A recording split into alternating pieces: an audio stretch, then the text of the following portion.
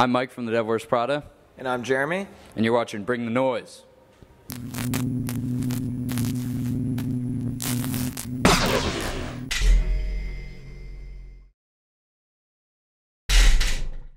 Yeah, I would say so. We actually have toured with every band on this tour before. We've done Warped Tour with Bring Me in the past and have known those guys for a little bit. And then we just did a run with Architects and Bring Me right before this in Europe. And then we toured with Parkway Drive in Australia. So we're all kind of, similar ages, peers, and get along with all the guys really well. So.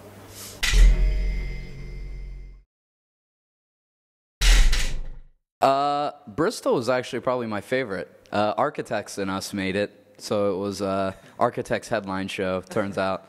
But Bristol was really good, and Birmingham was really good. Yeah. But everything has been pretty consistent. I liked Nottingham as well, but Bristol might take the cake. Unfortunately, there's only 2 bands, so.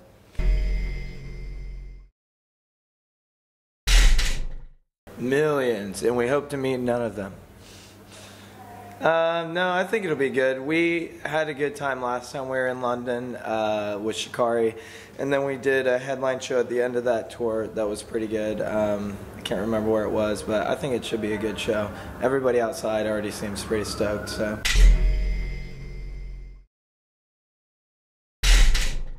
We did Download in 2008, so we know what to expect going into that. Besides, we haven't done main stage before, but I don't know, we've wanted to do like the festivals for the past, well, definitely last year, and didn't get put together and all that. And then this year we jumped on to Rock'em Ring, Rock'em Park, and Download just last minute.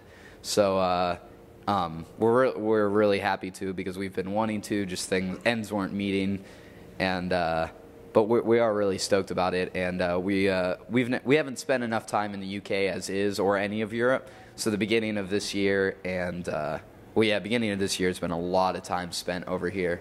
So we're stoked to progress and put more time into outside the United States, if that makes sense.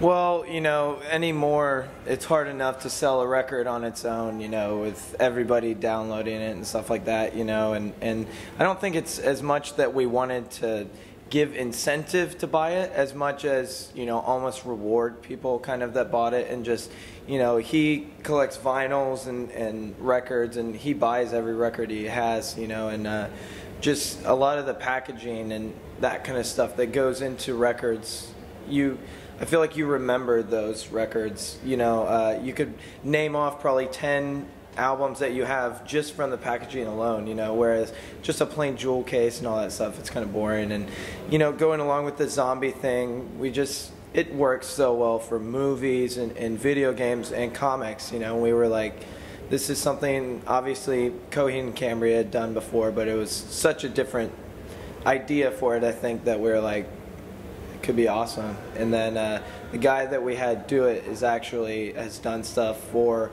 Marvel and DC, and he's really, really rad comic artist. So it was cool to have like a real thing, especially as a comic book collector myself. So.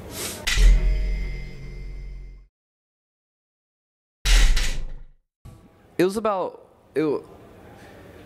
around that time period, we're going to do a DVD or just some sort of release to kind of put out there, because regardless, we knew it wasn't time for a full length. We weren't ready to do number 4 already. It felt like it was too close to With Roots Above. And really, I just had the idea to do an EP, and that worked really well with the fact that we wanted to release something.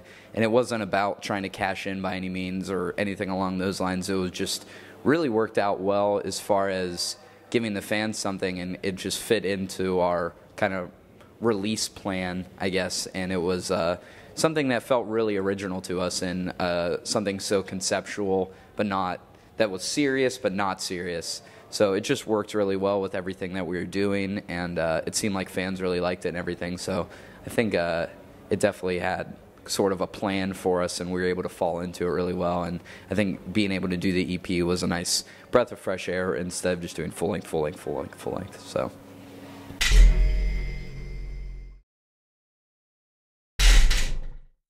We actually just finished right before we came here in the studio on the new one.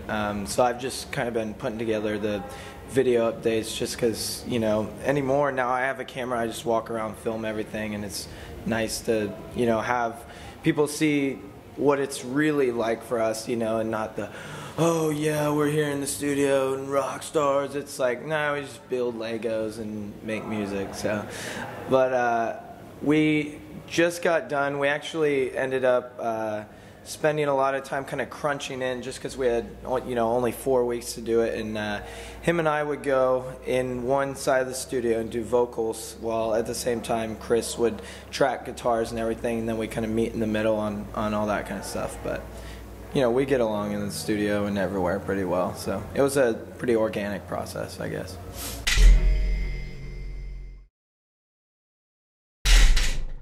We wouldn't know since we always seem to. Yeah, this one was a pretty tight schedule, but honestly, I don't think it makes a difference. I think it's going to feel tight regardless, and every single time, it always comes down to deadlines. Actually, except this record, coincidentally, as far as, because we're waiting to release it for a while, but so we don't have to like really push artwork and all that. But usually we do have a really tight deadline, but we always make it work regardless. It's never been like something we're like, oh, we can't put the record out, you know? So I hate when bands do that, when they're like, here's when the record's going to be released, and they're like, oh, we need more time. It's like, why even set a release date if you can't meet it, you know? But it gets done. We get it done.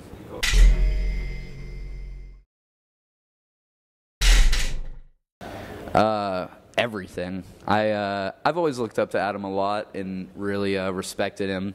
And he's done a lot of records that I've always really liked. So finally getting the chance to work with him was awesome, and it definitely met expectations for me. And, you know, he's different on him singing and me screaming as compared to, you know, like Dan doing drums and whatnot. He knows your breaking point. And luckily for me, it was actually really easy on me. And the way he records vocals is if he can feel it, then it's cool. And it's not...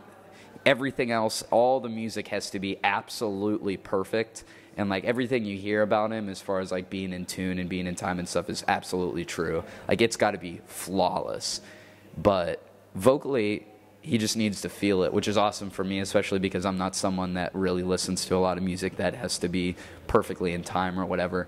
So I don't know, he brings everything to the table. He brought a lot of structure ideas for us, and surprisingly, it was a lot of structure ideas that we really liked, because we've always worked with Joey on the past records, but really we bring in a finished record, and Joey adds his little finesses here and there. And this time it was someone that was like, cut this in half, or, you know... put the chorus here. But yeah, or do the chorus again. And all the ideas we really liked. Like, you know, out of 10 ideas he'd bring up, we'd probably do 8 of them. So he just brought different sorts of structure stuff and writing things that was like, so many times I'd just be blown away, and I'd feel like I'm a little like Killswitch fanboy sitting in the room. But Adam's awesome, and I'm so grateful we had the chance to work with him finally. I think passion, probably, really. Yeah, it's never been like, I say this all the time, but it still applies. It's like, we never set out to play Warped Tour. We never set out to tour with this band. We never set out to tour with Bring Me the Horizon or whatever. We just wanted to play shows, and we weren't trying to make music that was Under Oath or this band or that band. We just wanted to make music, and we like those bands, you know. And as we've kind of come along further and further, it feels like there's a lot of bands that are kind of like in the wake of it, you know, and kind of picking up, using, you know, the Rise Records bands or whatever, the Joey Sturgis bands. But really for us, it's just trying to just be the best we can, you know, and just everything we do, I want it to be original, you know. And I think there's a line between being progressive / super experimental innovative and just being original. And I'm not trying to like push the boundaries or anything, but what we do is always supposed to be us, and it's supposed to be from a creative process that is me, and it's not me looking at this band or that band and being like, well, they did that and it worked well for them. You know, it's never a marketing scheme or whatever. It's just about doing something that expresses us and makes the Devil Wears Prada, rather than making us the Devil Wears Prada type of band, you know. And as the years have gone by and we just keep going and going, it's just been more and more in that direction of trying to do exactly our own thing, you know. And again, I don't mean to say that we're super innovative or we have like created something huge or anything like that. It's just been about trying to be ourselves and be ourselves as best as we can. And I don't know, just kind of following through with that and maturing as any person does in whatever creative aspect or art aspect of their lives. So yeah, I mean, just, you know, watching Chris write these songs and us bring our parts into them, you know, there's never a step in the process where it's like, is this marketable? Is this sellable? Is this what that band did? Is this that? It's just like the simple thing of we like making music and we make music, you know. And I feel like any kind of art, whether it's painting or writing or making music, it's like you can tell the best artists, not saying we are, but in general, the best artists are the ones that don't care who likes it or who sells it or whatever, you know. It's just, how many novelists had no success until they were dead, you know, just because they did it because that's what they felt, you know. So if we were on top of the world or we were down in the gutter, it wouldn't matter. We'd still write the same songs and do the same thing and go with the flow.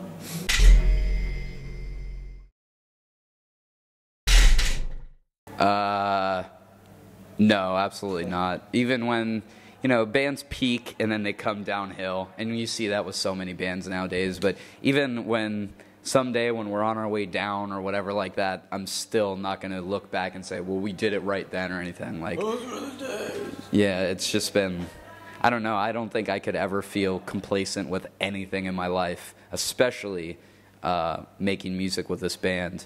So I don't think there's ever going to be a point where, like, we're peaking, you know. Well, there might be a point where, you know, we drew the most amount of people or this record had the biggest sales or whatever, but I'm never going to be able to look at it and say, I was best then, you know.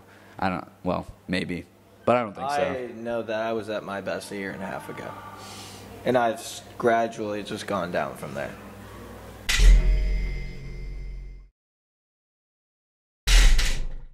Stop straightening your hair. That's exactly what I was going to say. I was going to say, don't straighten your hair and don't call your band the Devil Wears Prada. Oh, yeah, definitely. But other than Make that... a better name, like, what was the one? We are changing our name to The Gratuitous Gentlemen. Although we had a major TGG backlash on Twitter. On Twitter. People didn't like that idea, but TGG, you know, wrecking a town near you.